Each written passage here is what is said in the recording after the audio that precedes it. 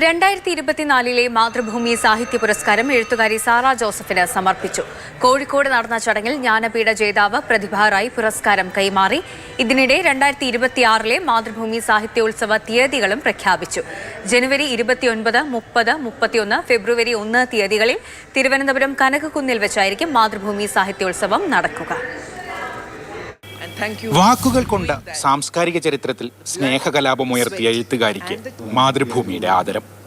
എഴുത്തിനോടൊപ്പം സമൂഹത്തിന്റെ ശബ്ദമാവുക കൂടി ചെയ്ത സാറ ജോസഫിന് 2024 മാതൃഭൂമി സാഹിത്യ പുരസ്കാരം സമർപ്പിച്ചു.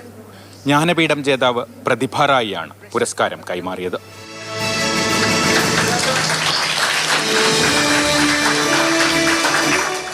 എന്നും സത്യത്തോടൊപ്പം നിലയുറപ്പിച്ച സാറ ജോസഫ് സമൂഹത്തിലെ ശബ്ദമില്ലാത്തവരുടെ ശബ്ദമായി മാറിയ എഴുത്തുകാരിയാണെന്ന് അവർ പറഞ്ഞു. Sarah Joseph doesn't create imaginary worlds.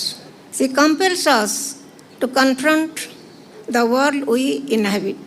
She is not just a name in Malayalam literature, but a movement unto herself. സ്വന്തം എഴുത്തിനെയും സാമൂഹ്യ പ്രവർത്തനത്തെയും രൂപപ്പെടുത്തുന്നത് മാതൃഭൂമി വഹിച്ച പങ്ക് ഓർമ്മിച്ചുകൊണ്ടാണ് സാറ ജോസഫ് മറുപടി പ്രസംഗം തുടങ്ങിയത്. എഴുത്തിലേക്ക് സ്ത്രീപക്ഷ ആശയങ്ങൾ കടന്നു വന്ന കാലത്ത് ആ മാറ്റത്തിന്റെ മാധ്യമമായി മാതൃഭൂമി മാറി. ജനാധിപത്യമില്ലെങ്കിൽ എഴുത്തുമുണ്ടാവില്ലെന്ന് എഴുത്തുകാരെ സാറ ജോസഫ് ഓർമ്മിപ്പിച്ചു. എഴുത്തുകാരെ സംബന്ധിച്ചിടത്തോളം ജനാധിപത്യം തകർക്കപ്പെടുമ്പോൾ അവരെ മനസ്സിലാക്കേണ്ട ഒരു കാര്യമുണ്ട്. എഴുതാനുള്ള ഇടം നൽകുന്നത് ജനാധിപത്യം മാത്രം ആണ്. ജനാധിപത്യത്തെക്കുറിച്ചിട്ട് നമുക്ക് വാതോരാതെ സംസാരിക്കാൻ അറിയാം.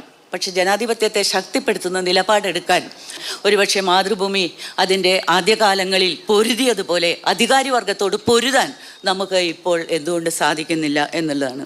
മാതൃഭൂമി ചെയർമാനും മാനേജിംഗ് എഡിറ്ററുമായ PV Chandran, Mathrubhumi managing director MV Shreyams Kumar, എഴുത്തുകാരായ E സന്തോഷ് കുമാർ, R രാജശ്രീ, സുഭാഷ് ചന്ദ്രൻ എന്നിവർ ചടങ്ങിൽ സംസാരിച്ചു.